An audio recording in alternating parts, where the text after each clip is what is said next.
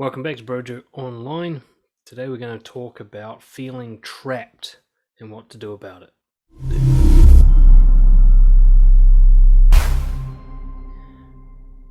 So quite often we feel trapped, don't we? Some of us feel trapped all the time. Some it's just occasionally and in certain circumstances. Feeling trapped is essentially the sensation accompanied with narratives in your head that you are not free to choose, that there are no good options, that your hand is forced, your next move is, there's no free will to it, no autonomy to it. The move has been decided for you, the options have been taken away from you, and lots of other kind of things in that category. I think the best and most useful way to put it is the illusion of not having a choice. When we move forward with this video, let's think of trapped as being defined as the illusion of not having a choice, and I do mean illusion. I'm going to come into that later. It often affects people with an avoidant attachment style, especially socially, but even beyond that, it can affect them in terms of their job, where they live, everything. This idea of feeling obligated to stick with something and feeling like the choice for something new has been taken away, the choice to leave has been taken away. But it can also affect anxious attachment people in that they can't walk away from something, like being in a relationship or a friendship with someone who's wrong for them, and yet they feel like they have to stay, they feel obligated and loyal, and they can't walk away. So why do we feel trapped? Well, it's about seeing things as a permanent commitment, isn't it? It's about seeing like the next few steps, perhaps even into the indefinite future, as being predetermined. You just have to ride it out. There's nothing you can do about it. Like if you imagine being stuck in a queue and there's 6 people in front of you and it's taking a really long time, like you're at the bank or the DMV or something. And there's just no way that you can jump ahead in the queue. You need to get your driver's license and you have to get it today, so you can't leave the queue. It's a sensation like me waiting to get to the end of the queue and then dealing with the hassle is predetermined. I don't have a choice here. I have to go through all of that. I have to. I must. Right? That's what we see as feeling trapped. So the why is to look at a situation and come to the conclusion, I must endure this through to the end. And in the worst case of scenario for feeling trapped is, I don't even know if there's going to be an end, or I don't know when the end's going to be. So understand, if we take that example of being stuck in the queue, you can actually walk out. Right? Physically, there's nothing stopping you from just walking away from the queue, walking away from getting your driver's license. You could do it, but you don't, and you feel trapped. So in reality, what really traps you is dismissing the option of freedom and narrowing down your options to just one. So when I say the illusion of not having a choice, what I mean is there are choices, but you've dismissed them. You've said that they're inappropriate, you haven't even considered them, you might not even know about them. But whatever it is, they're not on the list, they're not on the table, they're not available. And that story in your head, I can't do those things, I must do this thing, is really the cause of feeling trapped. That suffocating, tense, agitated feeling. That's what causes that.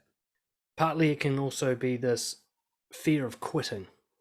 Right? That can come from social stigma or fear of missing out, or this kind of sunk cost fallacy where you're waiting for a return on your investment. This idea like, now that I'm in it, I can't get out. I've got to see it through to the bitter end. Whatever it is, maybe it's a relationship, maybe it's a financial investment, maybe it's waiting in a queue, maybe it's being stuck in traffic. It's this thing like, now that I've invested into this thing, I can't quit. So there's no permission to quit. That contributes to feeling trapped. I mean, in most situations where you feel trapped, nearly all of them, there's a quitting option technically available. You can just go, fuck this, and bail. You can do it. Now, there'll be consequences, certainly, and in some situations, you're right about those consequences. Like, if you're like, I can't be bothered with traffic, I'm just going home, I'm not going to show up to work, yeah, your boss is going to have something to say about that. And then there's other times where you think there'll be consequences for quitting, but this is just shame. It's just conditioning in your head. It's actually fine to quit. You'll be glad to give up that bad relationship that's no good for you, even though your parents are like, oh my god, people who break up are losers, or whatever it is they say, that, conditioned you to think you have to stick with a relationship even though it sucks. But either way, whether the quitting has genuine consequences, or those are just illusion or shame-based or social, again, you're not allowed to, or you've not allowed yourself to. So that creates a trapped feeling. Pressure to get something right on the first go, that often creates a trapped, suffocating feeling. It's kind of like being pushed to the edge of the high diving board when you're not ready.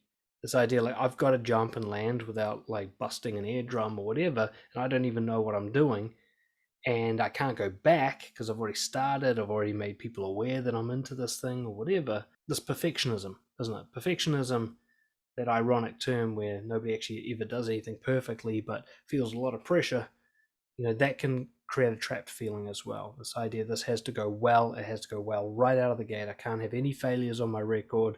I have to be undefeated all the way through to the end. Fear of missing out. I think I already mentioned that, but that's a classic fear that traps people as well. A great example of fear of missing out in the modern world is somebody who won't quit a dating app. They're swiping away, swiping away. It's never worked out for them. Maybe they've had a few dates, but they've been awful. Most of the time, they don't even get a match, whatever. Like, it's just clearly a really low success system for them. But they just think, man, what if I just, if I quit now, what if the next one's like my ideal person? What if I miss out? So they stay stuck on the app in that way. They're constant, like, it might be the next one. I don't want to miss out. That can trap us as well. Call it being unable to walk away from a bad investment. So the first thing you've always got to recognize is that it's an illusion. You are not physically restrained in most situations. Right, unless you're being taken to prison, or you've been tied to a chair by a kidnapper, or there's a gun to your head.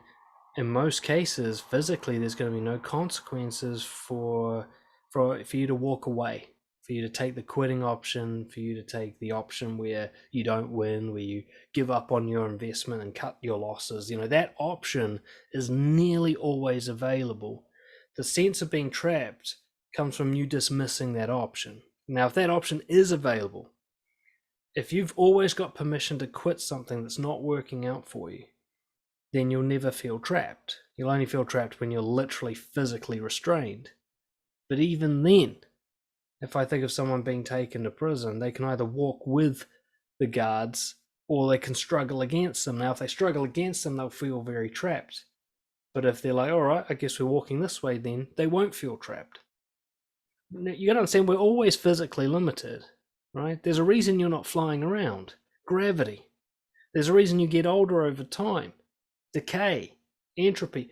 We are so controlled and so restricted by our physical circumstances. We are glued to the ground, and our genetics determine most of what happens to us physically, right? And our conditioning, everything that happened to us as a childhood, determines most of what happens to us socially and in other areas.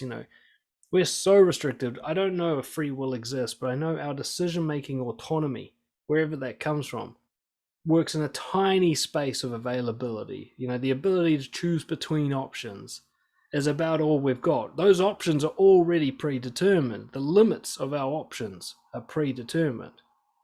So the ability to choose between A and B is about all we've got. We're already very restricted. So we should feel trapped all the time, but we don't. Because being trapped is not about physical limitation. It's about focusing on physical limitation. It's about creating a scenario where you've limited your options and you've taken away B and you're only left with A, right? That's you doing that. The physical world's always restrained you. That's not actually a problem. You restraining yourself is what really makes you feel trapped. So to really get it clear, if you feel trapped, either you're focused on something you can't control, or you're refusing to take an option that is available. Right? You're focused on something you can't control. So this is an awareness problem. You're not aware that the thing you're looking at is not your problem. It's not your business. Say someone else's behavior and decisions, for example, or the traffic on the road. There's nothing you can do about this stuff, right? Or there is the option available at freedom, but you've dismissed it. The option of walking away, the kind of third option when you're just stuck in that false dichotomy and think there's only A and B, do I go to the gym or not go to the gym? Or how about go for a run? There's a third option there, A lot of people don't see the third option.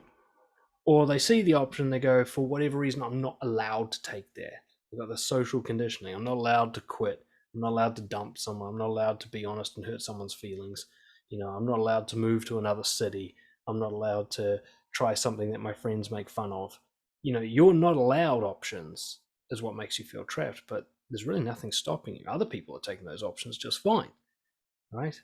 You only know the options exist because other people take it. You could travel because other people travel.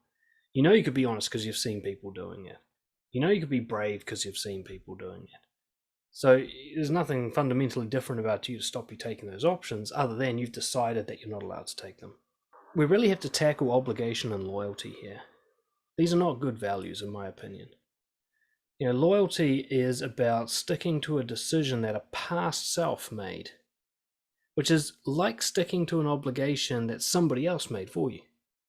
Like if I think of something that my 25-year-old self, decried loyalty to, I'm out. I don't want to be part of some 25-year-old's decision. He didn't know shit back then. Whatever he was loyal to back then was a stupid thing to be loyal to. Why should I be held to account for that? I've got this idea like, well, you've committed to something, you got to stick with it. No, I didn't commit to it. My past self did, and he was a fucking idiot, and I'm not going to do what he says. Now, if he committed to something good, great, that was a smart move. I'll keep with that. I'll stick with it. It's like looking at everything you've ever decided, everything you've ever committed to or obliged yourself to or stuck loyalty to, with this perspective of having just been dropped into your life. And all these loyalties and commitments were done without your permission. They were done without your consultation, which is true. Your current self was not consulted by your past self because your current self didn't exist back then. Your past self made this decision without you. It's like how most of the laws that you're currently following were written before you were born. Right? You didn't have a say in it, and yet you follow them blindly. Why? Do you still think they're good laws? So these commitments and obligations you've made in the past, there's really no reason why you have to stick with them other than social conditioning. I used to work with a lot of gang members, and I'd stay in a gang for 10 years, and after a few years in a gang, you start to realize that the whole brotherhood thing's bullshit, and that they're just going to use you and abuse you and discard you when they've had enough of you. You're just an asset to them. They don't give a shit about you personally. Right? And so I had so many gang members that would realize that in like the second or third year of being patched up, but they're still there 10, 20 years later. I'm like, dude, you don't have to stick with that obligation that your past self made. Like, just bail, dude, They're like, well, loyalty, man, it's about respect. I'm like, you're not respecting yourself by staying loyal to a stupid decision, right? You have no responsibility for choices you made in the past. You don't. They weren't your choices. They were your past self's choice. And if nothing else, that person was less wise than you. So do you have to stick with a decision that a less wise person made? I certainly don't think so.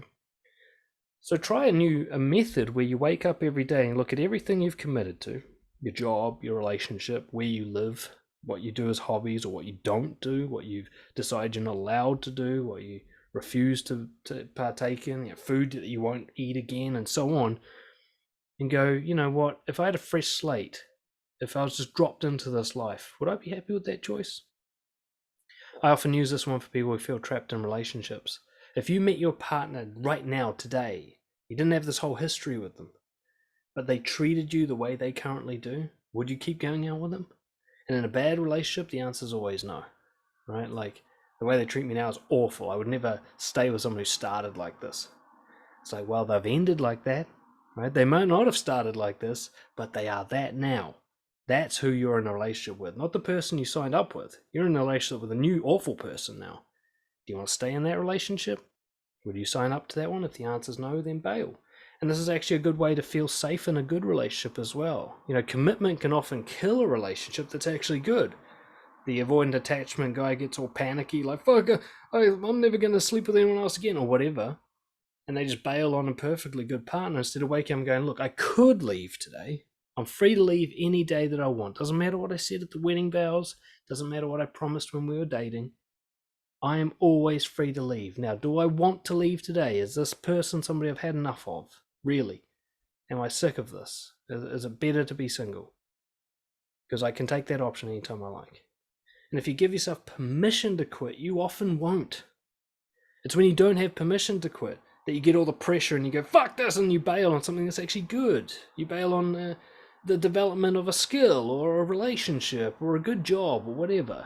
It's because you feel like you can't leave. But when you know you're allowed to leave at any second, then you're constantly reassessing on a present position. You're always going, do I like it right now?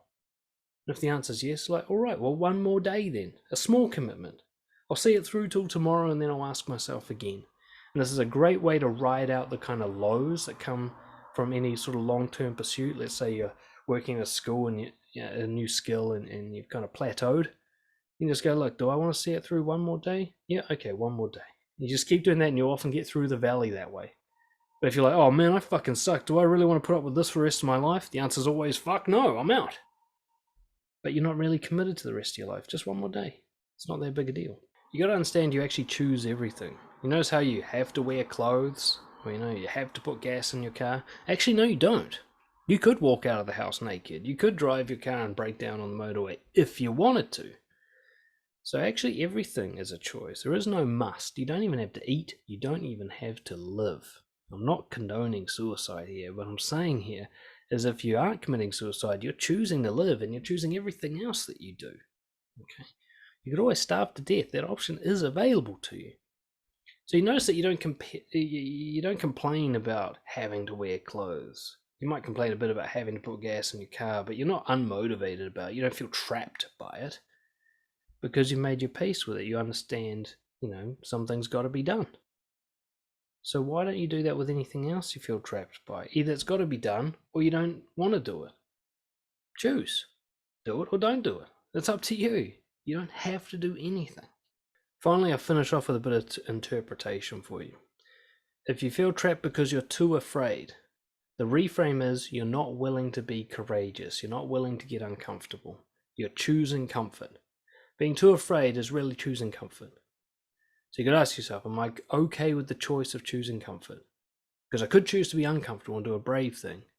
Or I can say I'm too afraid, which really means is I'm going to prefer comfort and what the consequence of that comfort. If I'm too afraid to quit, then I'm really choosing a shit job to stay comfortable. Right? You're choosing. You're not too afraid. Fear doesn't stop you. It's not willing to be afraid that stops you. And that's a choice. You say you're trapped because you don't know what to do. What you're really saying is you choose not to explore, not to learn, not to get advice, not to get help, not to try random things and fail, trial and error, not to fail, not to take risks. Those are all choices. They're choosing not to do this huge range of options. There's so many options when you're unsure of yourself, of what you could do next. And you're saying no to all of them. You're saying, I'd rather not develop my brain. I'd rather not take the risk that I can't find the answer quickly. So I'm just going to stick with being all confused and frustrated. It's a choice. And lastly, I can't win. That classic trapped one. I often get it from nice guys in relationships, say I can't win. What you're really saying is I'm focused on things I can't control.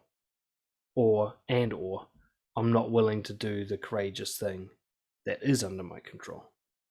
So quite often when you're focused on what you can't control, it's because you've dismissed what you can. Like being honest, that's available to you. But because you dismissed it, now you're trying to control the emotion of your partner without honesty. Good luck to you. So can't win means focused on what you can't control. Again, that focus is a choice. You can focus on something else. You can put your energy towards something else. Look, we all feel trapped. I feel it, right? I've got a family. I've got a little daughter. Sometimes I'm like in a situation where I can't do what I want and I feel trapped by it. But you gotta understand, I could bail on my family. I could go, fuck them. I'm going for a pack of cigarettes. I could do that whole thing, and never see them again. And deal with the consequences, all the shame and the blame. And I think my business would take a fair hit if I was that kind of guy. So I could do that. It's available to me. But I don't want to. That's it. I don't want to hurt my daughter that way. I don't want her out of my life. Same with my partner. I like this family I've created. I prefer that to not having this family. So whatever hardships that come with it, I've chosen. I've signed up for that. Even if I don't know what I've signed up for, when it comes up, I'm like, I still want to have this family, so I guess I'm in. So I'm not trapped. I've decided to stay. I'm free. I'm always free. I could always die. Choose not to. So let go of feeling trapped. It's just an illusion. It's just victimhood. It's just talking shit out of your ass. You don't have to do it. Of course, if you want help to become someone who feels more free and thinks more freely, please get in touch. dan@brojo.org. We can talk about coaching or just have a chat in general and see if I can help you out. Cheers.